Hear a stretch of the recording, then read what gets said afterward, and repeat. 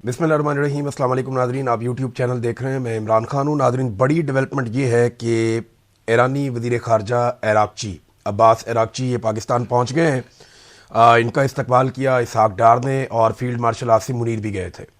तो एयरपोर्ट से लेकर इनको जो पाकिस्तानी ऑफिशल्स हैं वो चले गए और पाकिस्तान के अंदर जो है वो अब मुज़ाकरात का आगाज़ होगा। लेकिन ये मुज़ाकरात क्या अमेरिका और ईरान के बीच में होने जा रहे हैं? पहला सवाल ये है, ईरान का इस हवाले से क्या मौक़िफ़ है, ये बहुत अहम है। दूसरा ये, पाकिस्तान की तवक्कुआत क्या है? पाकिस्तान को क्या लगता है कि अब क्योंकि ईरानी वफ़द आ गया है और यही एक रुकावट थी, क्योंकि अमेरिका की जानिब से तो बार बार अनाउंस किया गया कि जेडी वेंस जा रहे हैं, जेरेड कुशनर जा रहे हैं, विटकॉफ जा रहे हैं, बार बार उनकी तरफ से अनाउंसमेंट आती रही है, डोनाल्ड ट्रंप भी ये कहते रहे। लेकिन ईरान की जानिब से एक रुकावट थी, अब वो रुकावट दूर हो गई है। तो पाकिस्तान को इस वक्त उम्मीद क्या है, ये बहुत इंपॉर्टेंट है। अमरीकी स्टेटस क्या है, ये भी हमें ज़हन में रखना पड़ेगा, और मुज़ाकरात की कामयाबी के इम्कानात क्या है। तो सबसे पहले तो ये आप ईरान का स्टेटमेंट देख लें। ईरानी वज़ीर ख़ारजा पहुंच गए। जब पाकिस्तान के अंदर एक रेस लगी हुई थी, वो आ रहा है, वो जा रहा है, खबर थी नहीं मीडिया के पास, और ये जिम्मेदारी मीडिया को सौंपी गई थी कि आप या तो ईरान के खाते में डालें, यानी कुछ लोग ये कर रहे थे, वो ईरान के खाते में डाल रहे थे कि ईरान क्यों नहीं आ रहा, तो ईरान आ गया, उनके वज़ीर ख़ारजा जो है वो पहुंच गए। और कुछ लोग जो है वो ये कहानियां सुना रहे थे कि अब ये होने वाला है, अब ये होने वाला है। हत्ता कि जो लोग मिलिट्री एस्टेब्लिशमेंट के बहुत करीब हैं या मौजूदा हुक्मरानों के करीब हैं, उनके भी साफ जवाब दे चुके थे।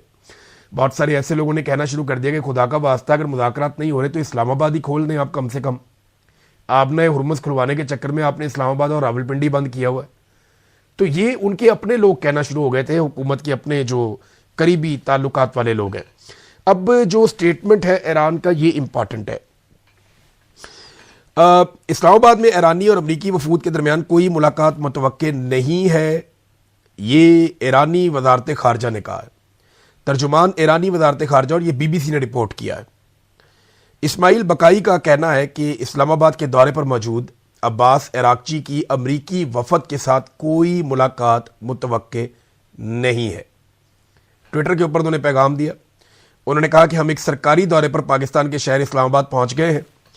वज़ीर ख़ारजा अब्बास अराग़ची खित्ते में अमन की बहाली और अमरीका की जानिब से मुसल्लत की गई जारहाना जंग के खात्मे के लिए पाकिस्तान की सालसी और मावन किरदार के तनाजुर में पाकिस्तानी आला हुकाम से मुलाकातें करेंगे। अच्छा, इससे पहले जो ईरान की तरफ से स्टेटमेंट आया था वो भी इससे मिलता जुलता था। ईरान ने यह कहा था कि खित्ते के ममालिक को ईरान बहुत इंपॉर्टेंस देता है और ईरान पाकिस्तान के साथ मुलाकात ज़ाती एक जो ताल्लुकात है ईरान और पाकिस्तान के, जो पाकिस्तान एफर्ट कर रहा है, ये उसके तनाजुर में है। तो अमेरिका के साथ मुज़ाकरात की उन्होंने कोई जल्दबाजी शो नहीं की। बयान में कहा गया कि ईरान और अमेरिका के दरमियान किसी मुलाकात का कोई मंसूबा नहीं है। लेकिन याद रखिएगा, ये जिस वक्त उन्होंने बयान दिया, ये उस वक्त तक की कार्रवाई है कि उस वक्त तक कोई मंसूबा नहीं है। अब क्योंकि ईरान के वज़ीर ख़ारजा पाकिस्तान में, और लाजमी बात है वो ईरानी क़यादत के साथ राब्ते में भी रहेंगे और वो वहाँ से इंस्ट्रक्शंस भी लेते रहेंगे। अगर माहौल बन जाता है, बातचीत बन जाती है और ईरान की तरफ से जो है वो ये ग्रीन सिग्नल आ जाता है या कुछ और लोगों को ईरान से रवाना किया जाता है पाकिस्तान के लिए, तो मुमकिन है कि पाकिस्तान के अंदर अमेरिका और ईरान के मुज़ाकरात जो है वो आगे बढ़ जाए। इससे पहले पाकिस्तान के वज़ीर ख़ारजा ने एक ट्विटर के ऊपर पोस्ट करते हुए बताया था कि उन्होंने इस्लामाबाद में अराग़ची का इस्तकबाल किया है और इलाकाई अमन और इस्तेहकाम के लिए बाहमी रवाबित के मुंतज़िर हैं। ये जनाब स्टेटमेंट जो छपा है, ये BBC के ऊपर छपा है। तो ये ईरान का एक ऑफिशियल मौक़िफ़ है कि वो अमेरिका के साथ मुज़ाकरात के लिए नहीं आया, वो आया है पाकिस्तान के साथ बातचीत करने के लिए और इसी जंग बंदी के तनाज़ुर में बातचीत करने आया। देखिए, एक चीज़ हमें समझनी पड़ेगी कि न्यूयॉर्क टाइम ने भी ये दावा किया है और ईरानी क़यादत के हवाले से किया है।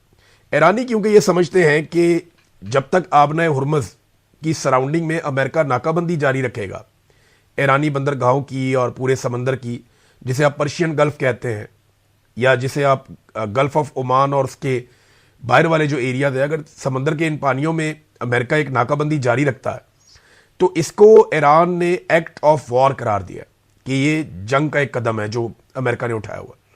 तो इस बीच में फिर बातचीत नहीं हो सकती, बराह रास्त मुज़ाकरात नहीं हो सकते। हम बिलवास्ता मुज़ाकरात हो सकते हैं जो पाकिस्तान के ज़रिए हो सकते हैं, दीगर ममालिक के ज़रिए हो सकते हैं। अब यहाँ पे ये खबर भी आई है ईरान की जानिब से, जो उनकी सरकारी मीडिया एजेंसीज हैं, उन्होंने ये दावा किया कि ईरानी जो वफद है ये दो और जगह पे भी जाएगा। एक ये ओमान में जाएंगे और एक ये जाएंगे मॉस्को में। ओमान का जो दारुल हुकूमत है मस्कत और रूस का जो दारुल हुकूमत है मॉस्को, इन दो जगह पे भी जाएंगे और इन दो ममालिक के साथ भी वो बातचीत करेंगे। अब लाजमी बात है ये बातचीत सारी की सारी आबना हुर्मुज़ के हवाले से है और जो खित्ते में कशीदगी है उसके हवाले से है। तो ईरान जो अपने इत्तेहादी हैं या आसपास जो ममालिक हैं वो उनके साथ अपना रिलेशन ख़राब नहीं करना चाहता इस जंग के तनाजुर में।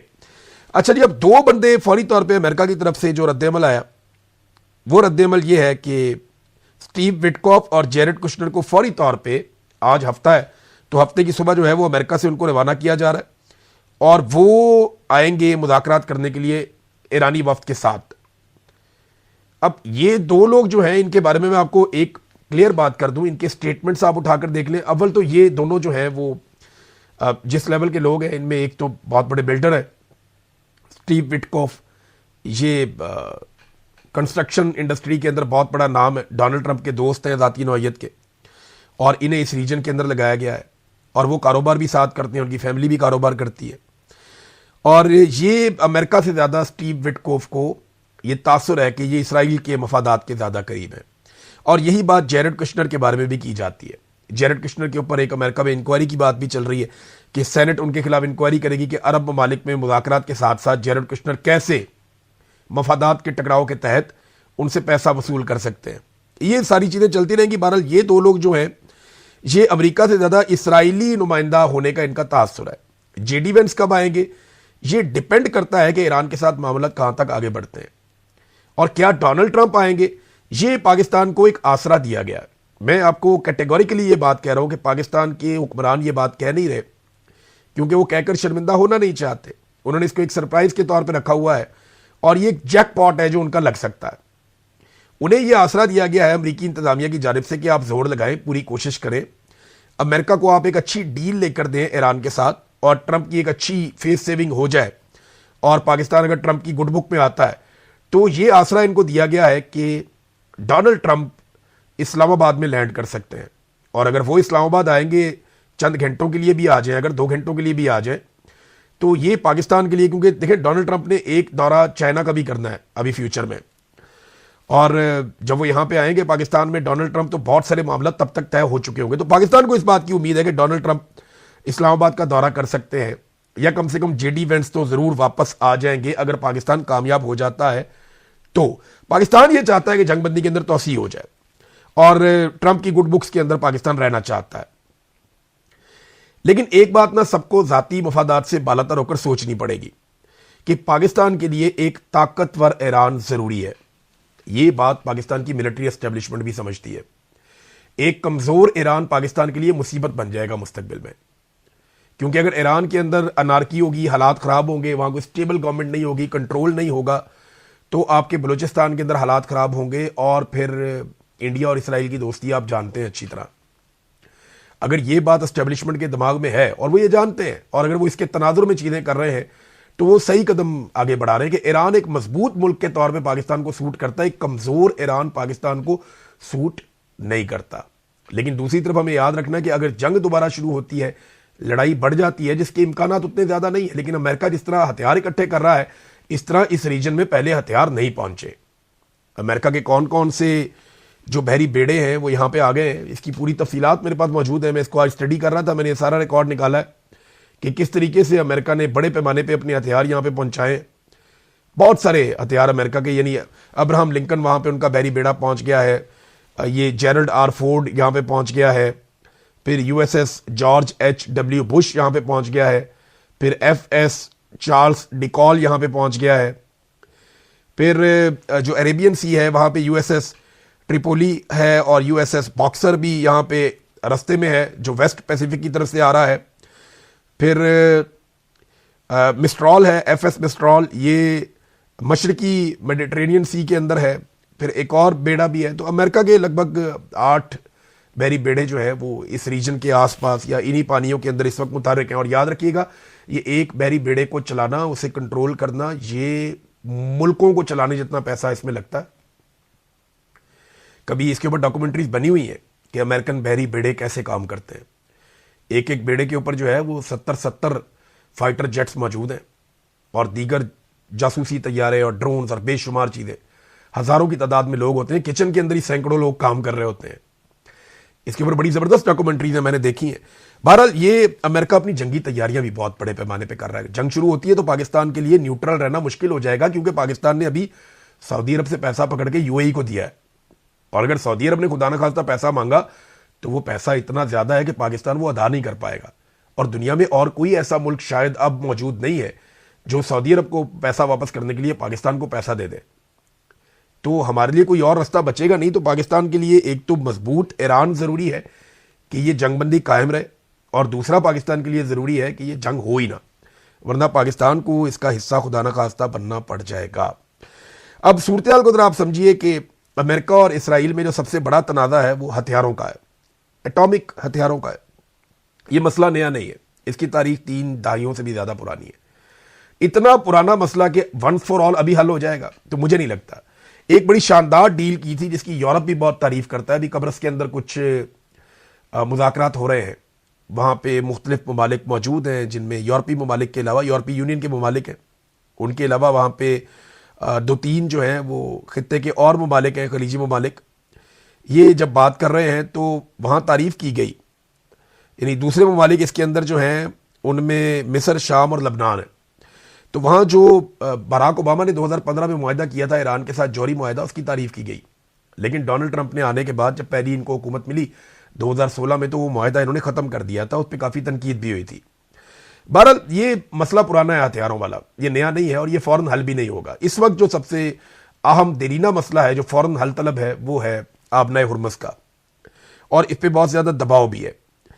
अमेरिका के लिए बड़ी शर्मिंदगी वाली बात है, यानी अमेरिका की बेइज्जती हो रही है और कुछ लचक थोड़ी बहुत दिखानी पड़ेगी, ईरान को कुछ लचक दिखानी पड़ेगी, अमेरिका को। तो ये मसला हल तो हो सकता है, लेकिन इसका फौरी हल अब ऐसा कोई दिखाई इसका भी नहीं दे रहा, क्योंकि वहाँ बारूदी सुरंगें अमेरिका कहता है 6 महीने तो लग जाएंगे उनको साफ करने में, और इस बीच में जो अमेरिका का तेल है वो बिकता रहेगा। देखिए, अमेरिका के लिए कोई माली नुकसान नहीं हो रहा, अमेरिका वहाँ से अपना तेल बेच रहा है। वेनेजुएला में उनकी कंपनियों ने कंट्रोल किया हुआ है, उनका अपना तेल खासा अच्छा अमेरिका का निकलता है, वो वहाँ पे जहाज़ों को भर भर के टैंकर्स को रवाना कर रहे हैं, और डोनाल्ड ट्रंप ने इसके बारे में दावा भी किया। तो अमेरिका का तेल बिक रहा है, लेकिन गल्फ ममालिक के ऊपर दबाव बढ़ रहा है और अरब ममालिक खास तौर पे काफ़ी दबाव में है। अब जो यूरोपीय ममालिक है उन्होंने कहा जी अगर अमेरिका का और ईरान का कोई अच्छा मुआहदा हो जाता है तो इस सूरत में हम भी ईरान के ऊपर जो कुछ सख्तियाँ उनको नरम कर देंगे। लेकिन दूसरी तरफ अमेरिका दबाव बढ़ाने के लिए ईरान पर पाबंदियाँ लगा रहा है, और चीन की एक आज़ाद रिफाइनरी है, आज़ाद रिफाइनरी उसको वैसे ही कहा गया, चीनी रिफाइनरी है तो चीन को टैक्स देती है, चीन का इदारा है, तो चाइनीज़ रिफाइनरी के ऊपर पाबंदियाँ लगा दी हैं अमेरिका ने। इसके अलावा 40 दीगर कंपनियों और तेल बरदार जो जहाज़ हैं, बहरी जहाज़, उन पर भी अमेरिका ने पाबंदियाँ लगा दी हैं, और पाबंदियाँ इस तनाजुर में लगाई हैं कि ये ईरान से तेल लेकर जा रहे हैं। ये है जनाब प्रॉब्लम। वो कहते हैं ईरान से तेल खरीदेंगे तो हमारे लिए प्रॉब्लम बढ़ जाएगा, हम ईरान से तेल खरीदने भी नहीं देंगे। अब एक बात हमें और ज़हन में रखनी पड़ेगी इन मुज़ाकरात के हवाले से कि अगर यूरोप या नेटो के मुमालिक अमेरिका के साथ खड़े हो जाते ना तो पाकिस्तान को इतनी रेलेवेंस मिलती ना। वजह यह है कि फिर अमेरिका जंगबंदी से ज़्यादा इस मामले को किसी और तरफ लेकर जाता और दबाव डालकर इन चीज़ों को किसी और तरीके से हैंडल करता। लेकिन अमेरिका को आलमी सतह पे वो दबाव वो डाल नहीं पाया, आलमी सतह पे उसको उस किस्म की हमायत मिली नहीं, खासतौर पर यूरोपीय ममालिक से। पहले डोनाल्ड ट्रंप जो है वो यूरोपीय ममालिक और नेटो के जो ममालिक हैं उन सारों को बुरा भला कहते थे, लेकिन अब मैं देख रहा था कि पीट हेग्सेथ ने भी इसी किस्म के स्टेटमेंट्स दिए हैं। अच्छा, पीट हेग्सेथ ने एक अजीबोगरीब स्टेटमेंट दे दिया, वो मैं आपके सामने ज़रूर रखना चाहता हूँ। उन्होंने स्टेटमेंट दिया कि हर साल जो नोबेल इनाम दिया जाता है एक यूरोपीय मुल्क की जानिब से, ये नॉर्वे से होता है, तो उन्होंने कहा जी हर साल जो नोबेल इनाम दिया जाता है वो जिस इदारे को मिलना चाहिए हर साल वो अमरीकी फ़ौज है। अब ये उन्होंने कह तो दिया, लेकिन अभी हाल ही में ईरान में 170 के करीब मासूम बच्चियां 5 साल से लेकर 12 साल तक जो शहीद हुई वो अमेरिकन फ़ौज का कारनामा है। ईरान की जो क़यादत है, चाहे वो मिलिट्री है, चाहे वो सिविलियन है, चाहे वो मजहबी लोग हैं, उनका जो कत्लेआम किया गया वो अमेरिकन फ़ौज ने किया, इसराइली फ़ौज के साथ मिलकर। हज़ारों लोग अब तक जो है वो जाँ बहक हो चुके हैं, शहीद हो चुके हैं। इसके अलावा मैं आपको यह बता देता हूं कि 9/11 के बाद से लेकर अब तक ये अलग अलग रिपोर्टें हैं। कुछ रिपोर्टें जिन्हें अमेरिका मानता है, कुछ रिपोर्टें जिन ममालिक में लोगों की जाने गई हैं वो मानते हैं, कुछ रिपोर्टें अक़वाम मुत्तहिदा मानता है, कुछ रिपोर्टें आज़ाद ज़राए से, हर एक की अपनी अपनी रिपोर्ट है। लेकिन अलग अलग किस्म की रिपोर्टों को अगर आप इकट्ठा करें तो जो इराक के अंदर अमेरिका ने जंग लड़ी है ना, 2005, 6 और 7 के अंदर जो डाटा आया, वो डाटा ये बताता है कि अलग अलग तादाद है। कोई ये कहता है कि 10,33,000 इराक के अंदर लोग मारे गए, शहीद हो गए, और इसमें अमरीकी फौजी भी बहुत बड़ी तादाद में मारे गए थे। जो लड़ाका लोग हैं वो भी मारे गए थे, इराकी फौजी भी मारे गए थे। और फिर इसमें एक तादाद जो बताई जाती है वो 2.4 मिलियन भी बताई जाती है, यानी 24 लाख तक लोग वहां पे मारे गए। लीबिया की लड़ाई में, यमन की लड़ाई में, सोमालिया की लड़ाई में, शाम की लड़ाई में लाखों लोग मारे गए, और ये लड़ाइयां अमेरिका ने की हैं। अफगानिस्तान के अंदर जो अमेरिका ने जंग शुरू की थी, उस जंग के अंदर अब तक की जो इंफॉर्मेशन है उसमें 2 अलग अलग डेटाज हैं। अफगानिस्तान के अंदर सिर्फ जो बताया जाता है 9.5 लाख अफगानी जो है वो शहीद हो गए, इस लड़ाई की नजर हो गए, जबकि पाकिस्तान के अंदर भी 1 लाख के करीब शहरी जो है वो शहीद हुए। अब अलग अलग डाटा है। फिर अबू गरीब जेल आप देख लें, उसकी जो स्टोरीज हैं, जो ग्वांतानामो बे की स्टोरीज हैं, इन सारों को आप इकट्ठा करें तो अमेरिकन फौज का कैसे बनता है अमन का नोबेल इनाम लेना। अभी तो ट्रंप को नहीं